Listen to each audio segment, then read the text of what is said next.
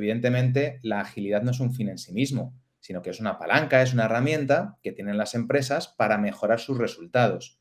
Entonces, no podemos desligar las acciones que hacemos, que implementamos en las empresas, de los resultados que obtienen dentro de sus propios indicadores. Y ahí hablamos pues, de indicadores de rendimiento, de indicadores de calidad o incluso la propia cuenta de pérdidas y ganancias. Es decir, hay una serie de elementos que nosotros cogemos de lo que ya está haciendo la empresa. ¿Por qué? Porque lo que ya mide es a lo que presta atención a día de hoy y es lo que es relevante para su negocio. Así que nosotros con ellos lo que hacemos es segmentar qué elementos podemos mirar hoy de esos indicadores que ellos ya manejan y cuáles necesitan pues un mayor periodo de madurez. Hay veces que un cambio de lo que hacemos hoy tiene impacto dentro de 18 meses en las cuentas reales de la empresa, porque al final la empresa es un entramado muy complejo. Y luego, por otro lado, también nosotros ya, fruto bueno, pues, de todo el conocimiento que hay sobre agilidad por el mundo y de nuestra experiencia en otras empresas, recomendamos también en momentos específicos activar algunos indicadores. Por ejemplo, para mí, muy relevante cuando ataco un área de tecnología es entender cuál es el coste medio que tiene, por ejemplo, un evolutivo dentro de la aplicación actual. ¿Por qué? Porque con los métodos tradicionales de gestión de software vemos que hay unos costes altísimos cada vez que se necesita meter algún cambio específico. ¿Por qué? Pues por cómo se trata la calidad, por cómo se trata la automatización de pruebas, por cuál es el coste real que tiene llevar una pequeña funcionalidad nueva a un entorno productivo. O sea, hay un montón de elementos que nosotros ya tenemos mapeados y que nos permite, si la empresa no los está manejando, ponerlos encima de la mesa para decir, oye, entendamos cómo estáis hoy y veamos cómo podéis estar el día de mañana y monitorizar continuamente eso.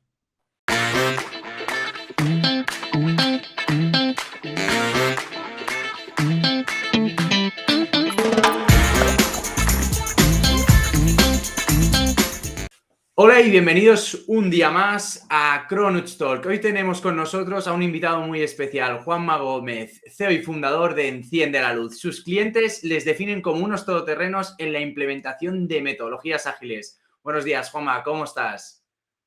Buenos días, Borja. Muy bien, muchas gracias. ¿Y tú? Muy bien. Antes de empezar, cuéntanos un poco sobre ti, Juanma. Tu formación, carrera, experiencias laborales. Pues mira, hay una cosa que no todo el mundo sabe, que de hecho poca gente sabe, y es que yo antes de dedicarme al mundo de la tecnología, me dediqué al mundo de las finanzas y la contabilidad. Estudié Administración y Dirección de Empresas en la universidad. Bueno, pues mis primeros pasos los di como contable.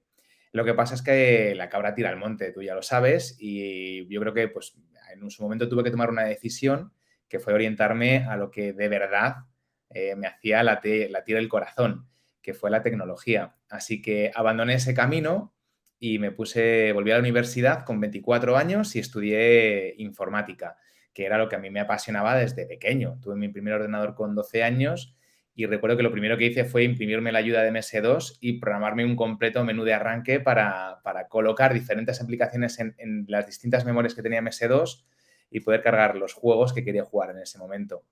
Así que di el paso a informática, rápidamente me puse también a trabajar, dando clases en una academia. Luego la academia fue mía y me tocó dirigirla.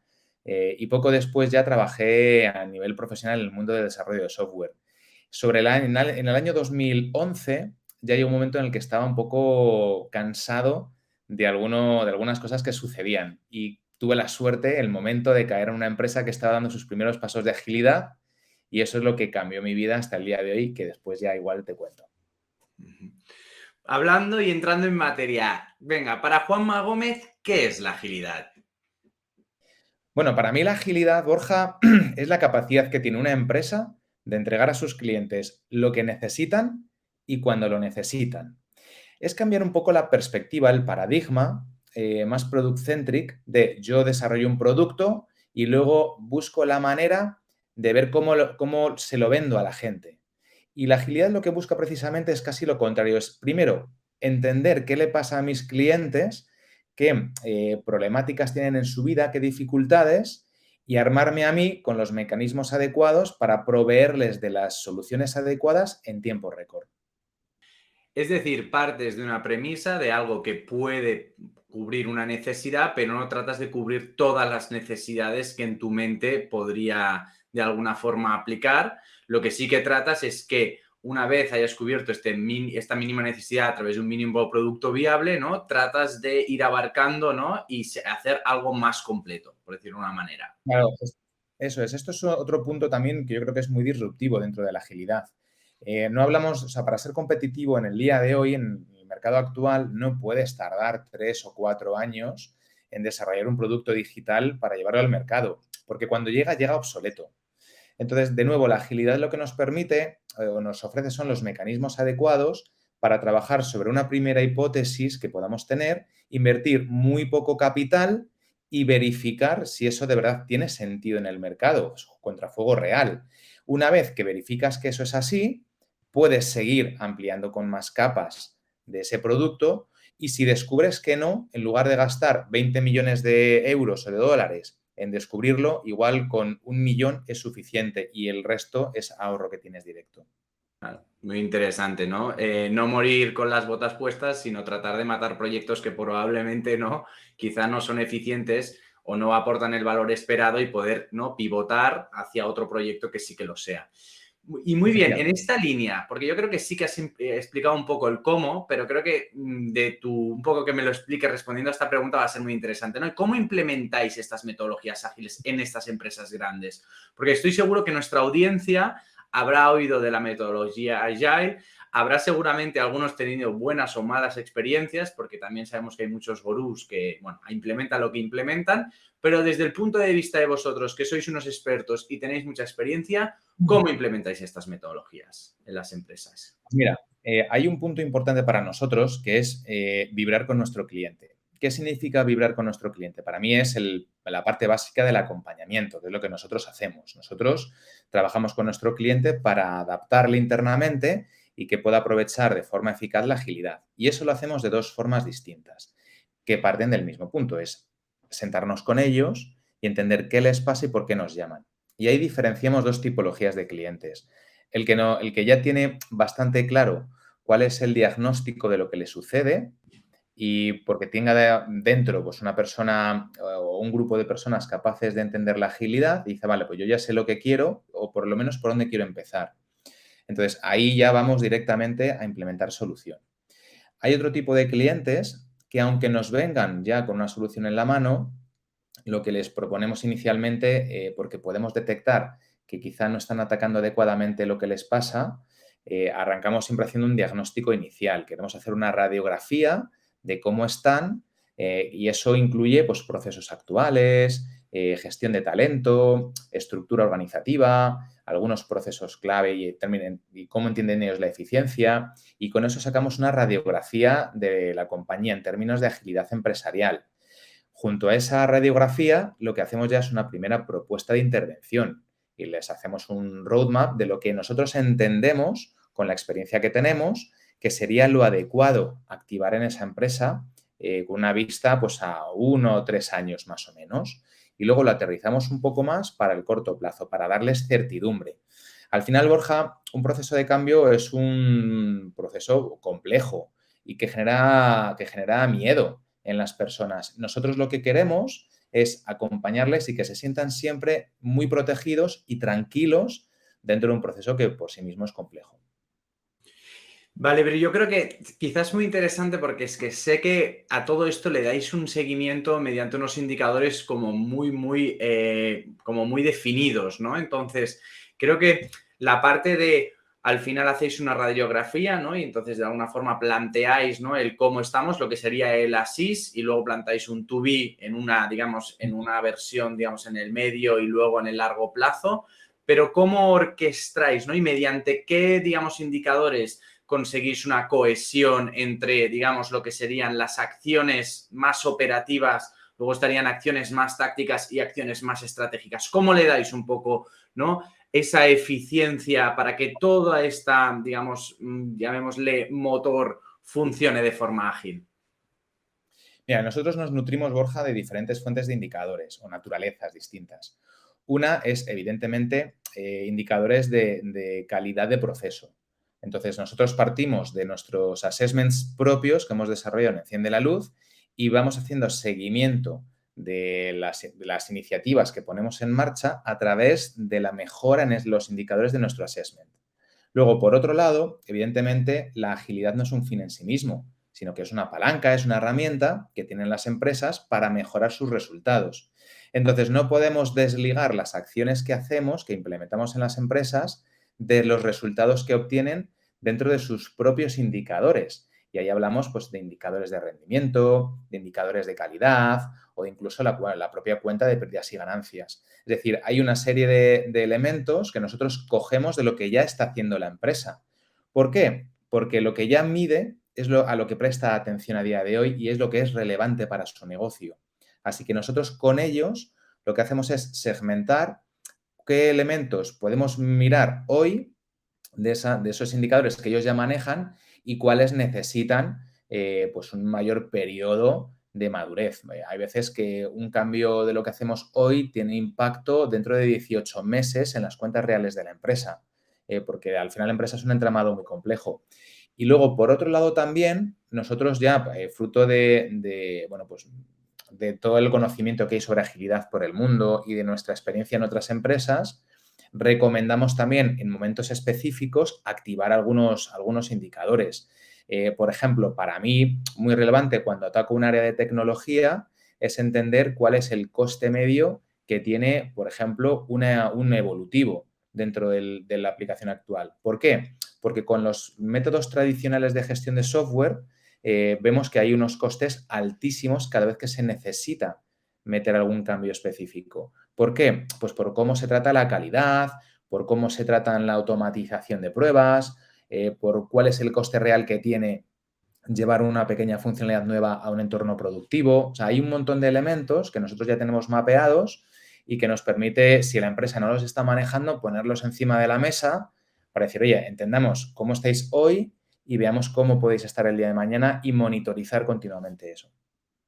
Es decir, por lo que yo he entendido, de alguna manera sois capaces, ¿no?, de establecer una serie de criterios o indicadores, ¿no?, a nivel, digamos, del management team, pero que estos también se pueden desgranar en lo que serían las acciones más tácticas e incluso las acciones más operacionales, de tal manera que tanto si estás en una tarea que es una acción más táctica o operacional, claramente, ¿no?, sabes a qué indicador, ¿no?, por encima estás atendiendo, ¿no? Entonces tienes una visibilidad y sobre todo también tienes el compromiso, ¿no?, porque sabes que al final tu tarea, que muchas veces perdemos la noción sobre lo que estamos haciendo y para qué sirve, está perfectamente, ¿no?, sincronizada, ¿no?, con el motor de rendimiento de lo que sería o de crecimiento de lo que sería la empresa, ¿no?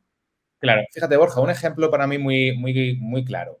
Y a ver, los indicadores, como tú decías, evidentemente hay indicadores estratégicos, otros tácticos y otros operativos. Y luego, o sea, hay una matriz muy compleja de indicadores que se pueden activar.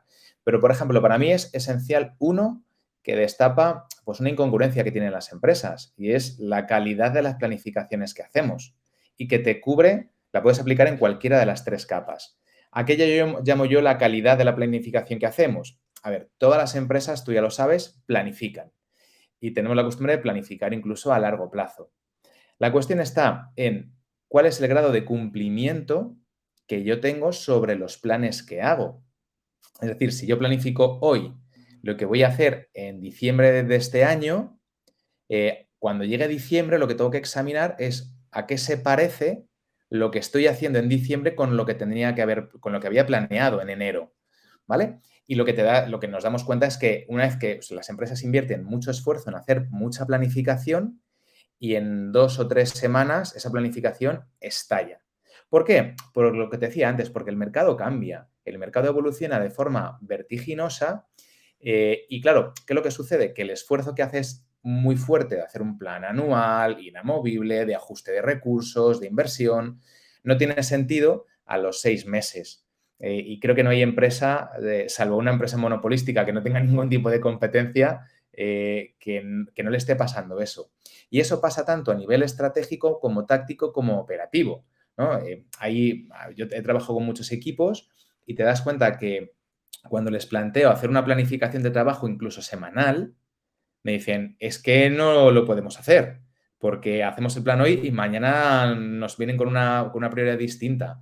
Entonces, por ejemplo, para mí, la cantidad de elementos que yo planifico y los que entrego, esa comparativa me está dando información sobre cuál es la calidad que tiene mi planificación y cuál es el propósito que tiene que yo siga planificando a ese nivel. Y también cómo de eficientes somos, ¿no? Porque si al final estamos llenos de actividades que son, llamémosle fuegos que hay que apagar, la realidad es que la propia operativa o las diferentes tareas se nos están comiendo y no estamos pudiendo adaptarnos. Creo que has mencionado Claro. un muy buen punto, ¿no? Que hablas, ¿no? Que al final, ¿no? Estamos hablando de flexibilidad y velocidad. Yo quiero saber un poco en este caso cómo vosotros, ¿no? Ayudáis a estas empresas a mantener esta flexibilidad y esta velocidad que son necesarias para seguir siendo competitivos en estos entornos tan cambiantes. Claro. Pues mira, fíjate, te hablaba antes de la capacidad de planificación. Para mí planificar es esencial. Pero claro, esencial porque nos permite no ir como pollo sin cabeza. Cuando tú te centras en atender lo urgente, estás dejando de atender lo importante para tu negocio. Y nosotros queremos que las empresas se centren en lo que es importante de verdad para ellos, con la flexibilidad suficiente para atender lo que verdaderamente es urgente.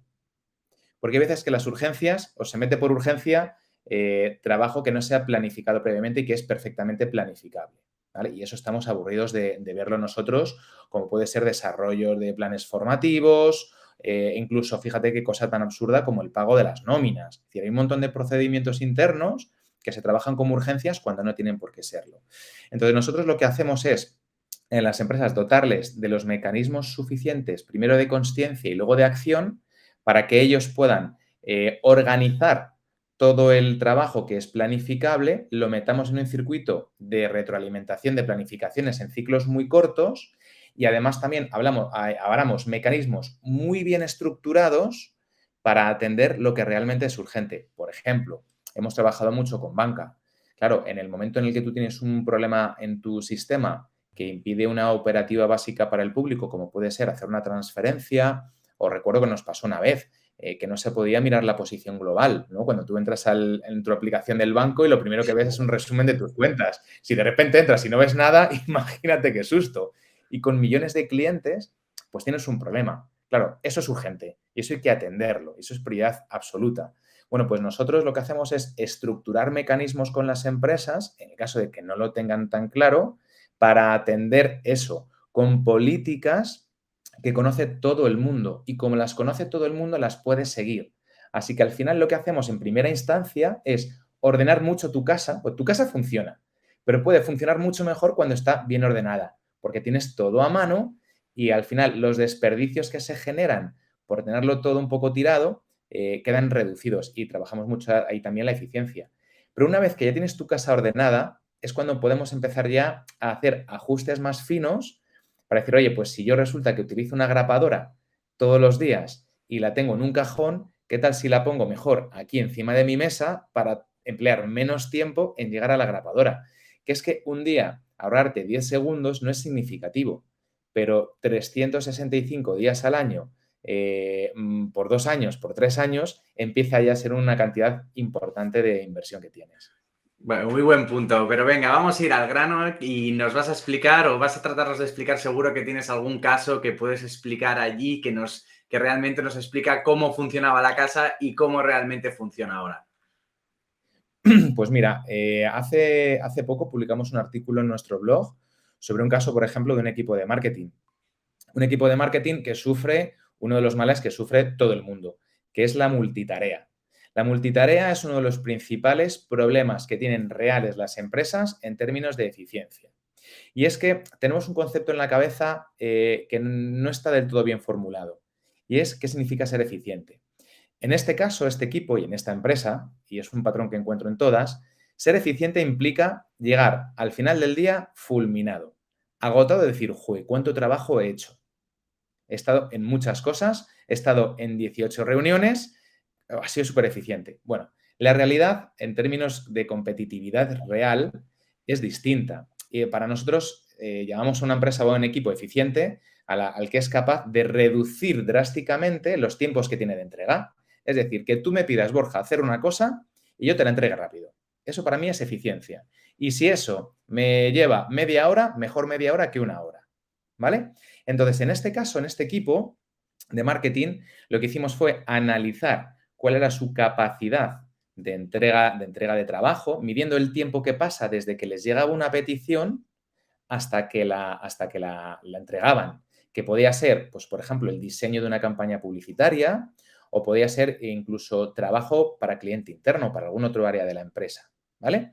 Eso nos dio una media de 14 días. Tardaban 14 días en media en entregar las cosas que les iban llegando. Y lo que hicimos con ellos fue, fíjate qué ejercicio tan sencillo, empezar a limitar la cantidad de tareas que tenían en marcha a la vez, en paralelo. No recuerdo la cifra exacta, pero tú imagínate, o sea, algo razonable es que cada persona tenga como 7 u 8 cosas en marcha a la vez.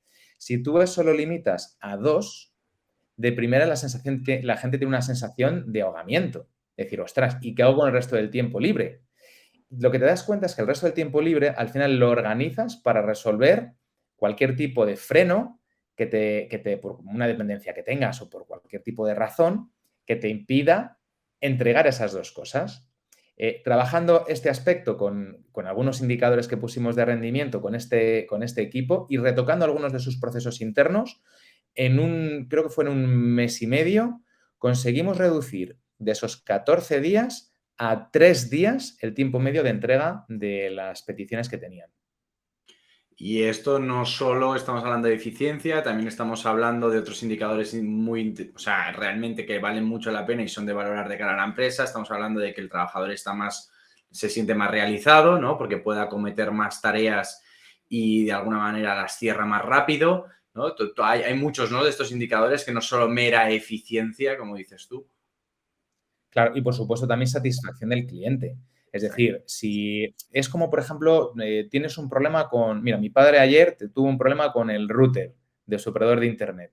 No es lo mismo que tú llames y venga un técnico en 2 horas y te lo deje solucionado a que tarde 4 días. Y eso lo vemos como algo de decir, ostras, ¿cómo va a tardar 4 días? Claro, esto es de lógica aplastante. Bueno, pues es curioso que luego las empresas por dentro no lo entienden de la misma manera y el principio es exactamente el mismo. Entonces, cuando tú eres capaz de organizarte internamente para entregar muy rápido, empezamos a generar sinergias internas que en lo que redundan es en un infinitamente mejor servicio al cliente final de tu empresa. Claro, porque cuando de alguna manera te comportas de una manera eficiente, ¿no?, surgen otras preguntas que están mucho más enfocadas a aportar valor al cliente y eso se transforman en nuevos proyectos. Muy Eso es. interesante. ¿Y algún que otro departamento? Porque me has hablado de lo de marketing, pero seguro que nuestra audiencia está pensando, pues yo implementé una metodología ágil en tal sitio y no lo conseguí. Seguro que tienes otro ejemplo. Pues mira, hemos trabajado directamente con equipos de operaciones, con equipos de recursos humanos, con equipos, por supuesto, de tecnología y cada uno tiene una historia distinta. Nosotros, lejos de implementar un único marco de trabajo, lo que tenemos es una caja de herramientas muy amplia y utilizamos lo que es adecuado. La agilidad para nosotros, por ejemplo, es muy recomendable en entornos donde tienes incertidumbre. Quizá en un área de operaciones no hay tanta incertidumbre como para meter agilidad per se, pero sí es muy interesante poder introducir prácticas lean que lo que nos permite es reducir pues toda esa grasilla que tiene todo ese cuerpo de operaciones, ¿no? Hay un montón de elementos que ya están estudiados, que no es que no los hayamos inventado nosotros, sino que están perfectamente modelados, que son ineficiencias internas. Entonces, por ejemplo, con un área de operaciones de un cliente hace poco, hicimos una intervención que es muy pequeñita, pero que ha dado pues un resultado buenísimo, que ha sido empezar a organizar con tableros visuales digitales todo el trabajo vinculado del área entera de operaciones, de manera que el director de operaciones sabe lo que está pasando al minuto prácticamente, bueno, cada 24 horas por lo menos, dentro de su área. Y para resolver las dependencias que pueda haber entre patas de todo el área de operaciones, que es un área que te estoy dando que ocupa el 60% de esa empresa, cualquier persona del área de operaciones puede entrar a los tableros de los diferentes equipos de operaciones. Con lo cual, la forma en la que yo obtengo la información es totalmente asíncrona y desatendida. no tengo que molestar a nadie, sino que me quiero saber cómo está el área no sé qué y me voy al tablero del área no sé qué a echar un vistazo cómo va el tema. Si con eso no me vale, entonces ya sí que me pongo en contacto con los compañeros. Y en este caso, ellos lo que han reducido ha sido en un 40% el tiempo que dedican a hacer reuniones de sincronización. Y eso es muchísimo tiempo, porque les permite a ellos además estar en lo que de verdad aporta valor a la empresa, que es la operativa. Y qué bueno es tener visibilidad, ¿no? Ya no solo dentro de un mismo departamento, sino dentro de diferentes, llamémosle subáreas, ¿no? Que al final, pues de alguna manera tú piensas que hay un departamento que está tardando en entregarte algo demasiado y es porque probablemente quizá hay un proceso que no se ha tenido en cuenta o que si tú le entregaras la tarea de una manera un poco diferente, ¿vale? A esto le ahorraría a ellos, en este caso, mucho tiempo y a ti realmente implementar ese pequeño cambio te cuesta muy poco, ¿no? Entonces, claro, se empieza... Totalmente.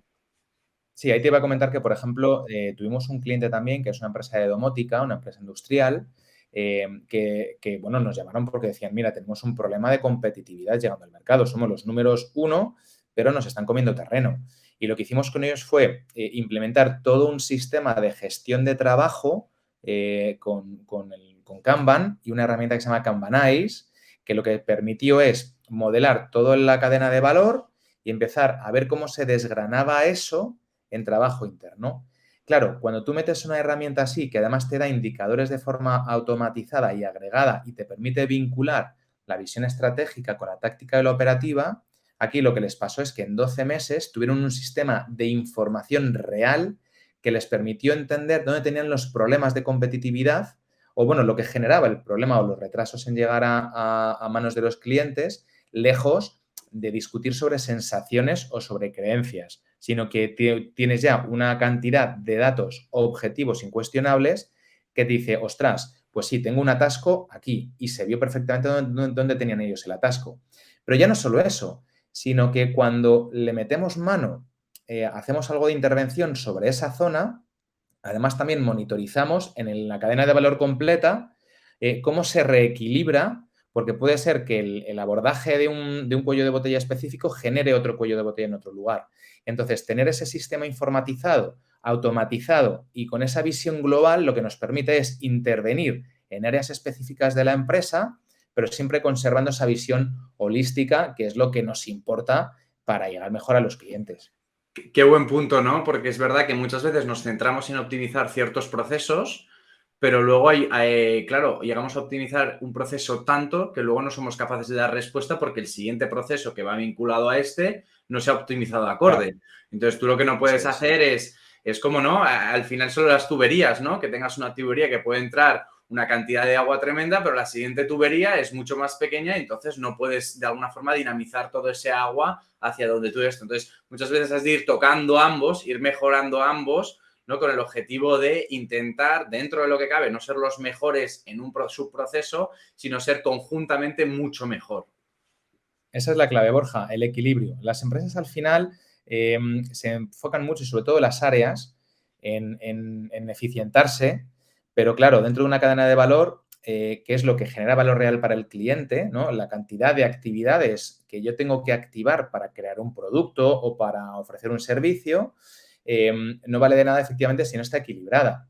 Entonces, nosotros lo que hacemos es trabajar mucho la eficiencia, pero con el equilibrio. Así que por eso no se puede perder nunca la visión global. Por ejemplo, de nada te sirve tener un equipo de marketing espectacular si tu equipo de producción no es capaz de sacar el producto cuando es adecuado. No te vale para nada eficientar el equipo de marketing en ese sentido. Y al revés tampoco. No te vale para nada tener un producto espectacular si nadie sabe que lo tienes. Entonces, tener una maquinaria muy bien engrasada para crear producto está muy bien, pero necesitas del resto de elementos de la empresa para que eso llegue a manos de tus clientes y se pueda comercializar y tengas un retorno claro de la inversión. Claro, y lo bueno e interesante es que, por como lo interpreto yo, es que desde un punto de vista estratégico, lo que planteáis es que quizá lo más importante es, más allá de lo que queráis implementar, es poder tener una visión actual de cuál es el comportamiento real de la empresa a nivel de procesos, diseños organizacionales y demás. Y luego a partir de ahí ya puedes ir implementando y tocando pequeñas cosas, porque una vez ya sabes, ¿no? Como bien decías, ¿no? Cómo funciona la casa, pues es el momento de empezar a implementar y a mejorarla para maximizar ese resultado. Totalmente. Muy interesante. Yo creo que también hay un punto que cuando hablamos de transformación, de agilidad, de implementación, entra en juego lo que es la cultura, ¿no? Y el liderazgo, ¿no? Creo que es algo que obviamente es muy relevante de cara a cuando te estás planteando estos cambios, ¿no? Entonces, para vosotros, ¿qué rol juega la cultura y el liderazgo, ¿no? En el éxito de esta implementación de metodologías ágiles en vuestros clientes? Bueno, la agilidad en realidad es un movimiento cultural. No existe la metodología ágil, sino que existen metodologías ágiles. Lo que Agile es en realidad no es más que un manifiesto que recoge principios y valores de prácticas que se han llevado a cabo con mucho éxito. Entonces es más una corriente cultural que otra cosa, que luego evidentemente se instancia en modelos de trabajo. Si, por ejemplo, a ti te da igual tus clientes y sigues todavía con el mindset de decir, bueno, pues yo hago lo que hago y ya veré cómo se lo entrucho luego, eso es cultura. Esos son los principios y los valores que tú activas cuando tienes que tomar decisiones. Eso es cultura. ¿Ahí cabe la agilidad? Evidentemente no. Entonces, la agilidad necesita o sea, quizá expandir esa cultura del el hambre por la competitividad, por la eficiencia, por la cercanía con el cliente. Y claro, tú puedes plantear un cambio de ese calibre, un cambio cultural y un cambio de hacer desde una base sin contar con la dirección de la empresa. Evidentemente no. ¿Por qué? Porque estás siendo a contracorriente de lo que quien tiene el encargo de dirigir la empresa hacia un lugar específico está haciendo. Entonces, nosotros siempre decimos una cosa y es que una transformación de este calibre, que es compleja, se tiene que liderar clarísimamente desde la dirección de la empresa. Clarísimamente. Y nosotros les apoyamos de múltiples maneras para que lo puedan hacer de manera eficaz y segura. Pero hay que hacerlo desde ahí. Otra cosa es que tú digas, bueno, pues la dirección de mi empresa es un poco escéptica. Entonces, podemos desde la base plantear un pequeño piloto para demostrarles que se puede, impulsado por un cargo intermedio, perfectamente. Pero hay que entender que eso tiene una vida específica y que no puedes plantear un proceso de transformación así, porque te vas a desgastar, se desgasta el sponsor, se desgasta la gente que participa, nos desgastamos nosotros. Es un trabajo que es extenuante y no llega nunca a buen puerto. Entonces, hay que acotar muy bien cuál va a ser ese piloto, cuáles son las hipótesis que manejamos y cuál es exactamente el mensaje que necesita la dirección para demostrar que en su empresa se puede y que es beneficioso. Pero una vez que eso está conseguido y está validado, hay que llevarlo otra vez a la capa de arriba, a la dirección, y empezar a trabajarlo desde ahí. Y a nivel interno, cuando hablo de interno me refiero en nuestro caso a los clientes que estáis dando el servicio, ¿cómo lo gestionáis? ¿Cómo decís, bueno, vamos a implementar esta metodología? Pues estoy seguro que los que nos escuchan quieren saber un poco, una vez entra Enciende la Luz, ¿no? ¿Qué propone, ¿no? Al final, porque creo que hay mucha reticencia al cambio, esto va a funcionar, no va a funcionar, yo trabajaba de esta manera, ¿por qué me hacéis trabajar de esta otra? ¿Cómo lo enfocáis esto? Pues mira, depende mucho del cliente, pero en términos generales nosotros lo que hacemos es trabajar con ciclos de planificación y de ejecución muy cortos. Yo llego a una empresa ahora mismo y lo primero que hago es plantearles un roadmap, como ya te he comentado antes, dependiendo de cómo entremos, pero planteamos un roadmap de evolución. Planificamos a 3 meses vista qué objetivos queremos conseguir y luego a los 3 meses revisamos, terminamos de revisar y ajustamos otros 3 meses. Dentro del ciclo trimestral, activamos otro ciclo mensual también de planificación y revisión para ir adaptando ese plan trimestral. Y luego cada semana hacemos revisión del plan mensual. Y todo esto lo apoyamos también en las herramientas que nosotros les recomendamos utilizar. Hablamos, por ejemplo, pues de nuevo, de herramientas digitales para volcar todo el trabajo que se tiene que hacer y coordinar las distintas patas de la empresa que intervengan en esa parte de la intervención, ¿vale? Trabajamos mucho la transparencia y la comunicación para que la gente sepa qué es lo que viene y a qué tenerse. Porque de nada serviría que nosotros trabajemos como una caja negra. Queremos que las personas en las empresas se involucren en su nueva realidad, que no es nuestra, que es de ellos. Y la única forma que tenemos de hacerlo es trabajando mucho la pedagogía y la comunicación, siendo transparentes, que no exhibicionistas, porque hay algunos aspectos siempre que no se pueden compartir con todo el mundo. Ojalá que así fuera, pero no, porque les desvías de donde tienen que tener ellos la atención. Entonces, lo que hacemos es fomentar mucho la transparencia y trabajar con todas las personas que tienen que ver con la empresa. Todo el mundo tiene algo que decir, todo el mundo tiene algo que aportar y todo el mundo tiene que estar en el barco. Y hay personas que entran muy bien y hay otras a las que les cuesta más y es legítimo. Dependiendo mucho de cómo sea esa resistencia al cambio, lo trabajamos de una manera o de otra, porque las personas al final necesitamos todos nuestro tiempo de maduración específico para entender y para aceptar algunas cosas que son nuevas. No sé si te pasa a ti, pero a mí me pasa con mi pareja que, oye, no tenemos la misma capacidad para adaptarnos a un cambio, siendo los dos personas muy receptivas. Pero igual uno tarda un día y otro tarda 3 días y hay que aceptarlo porque es así. Y si, ¿qué recomendaciones le darías a una empresa que está considerando transformarse mediante metodologías ágiles? Piensa que tenemos una audiencia que seguro que lo haga. Venga, pero ¿qué más? O sea, que lo haga, eso es lo primero, sin duda. Yo creo que la discusión no está en lo hago o no lo hago. Si no lo haces vas a morir. O sea, que lo hagas. La cuestión está en cómo. Y en ese sentido, pongo siempre el mismo ejemplo. Si yo quiero ponerme en forma, puedo hacerlo por mi cuenta y riesgo. Ojo, que yo soy un informático de formación con mucha base también de humanidades, pero me dedico a eso. Yo no sé sobre nutrición y no sé sobre ejercicio, sobre deporte. Ahora, ¿me puedo poner yo ahora a estudiar eso y hacer algún pinito? Pues sí. Pero si yo lo que quiero es un resultado rápido, a un menor coste, lo que tengo que hacer es invertir en un profesional que me asesore bien. Entonces, nosotros lo que recomendamos siempre es que se pongan en manos desde el minuto 1 con una empresa que le pueda dar una visión clara, aterrizada y que le entienda y que le acompañe dentro de ese camino. Porque aunque ahora te lleve a invertir un poquito de capital, vas a tener resultados de forma mucho más rápida y mucho más consistentes. Y eso también va a hacer que la gente de tu empresa esté más enganchada al proceso de cambio. Probablemente ya nos ha pasado alguna vez que nos han llamado empresas que nos dicen, mira, es que llevamos 2 años intentando hacer alguna cosa, en algunos casos hasta 3, y la gente está hasta las narices. Entonces, levantar eso, que lo levantamos, pero levantarlo requiere de mucho más esfuerzo. Así que yo siempre digo, no esperes a estar, digamos, como muy rechoncho y ya sin ánimo, sino que en cuanto lo tengas claro, busca a alguien competente, busca una empresa buena, por supuesto, la primera se enciende la luz, para que te acompañe dentro de ese camino, porque te va a ahorrar tiempo y dinero.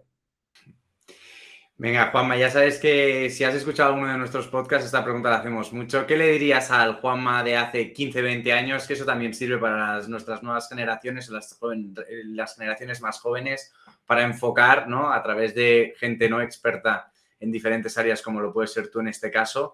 ¿Qué le dirías? Pues yo le diría que yo siempre he sido un tío soñador y inquieto. Y yo lo que le diría es, sigue por ahí, sigue soñando, nunca dejes de soñar, sigue esforzándote, estudia, no dejes nunca de aprender y hazlo con tranquilidad y con cabeza. Con tranquilidad porque quiere decir que hay tiempo siempre para todo. Hay tiempo para estudiar, hay tiempo para trabajar, hay tiempo para divertirte, para cuidar de tus amigos, de tu familia. Y eso siempre es importante porque es parte de lo que tú eres. Así que sigue por ahí, disfruta de las cosas que tienes que disfrutar, pero no dejes nunca ni de trabajar, ni de soñar, ni de aprender. Muy bien, Juanma. Ha sido un placer. Teníamos muchísimas ganas desde la casa de Cronuts de poderte entrevistarte. Así que nada, nos vemos en la próxima, que seguro que será muy pronto. Muchas gracias, Borja. Un placer estar aquí contigo hoy. Gracias. Saludos.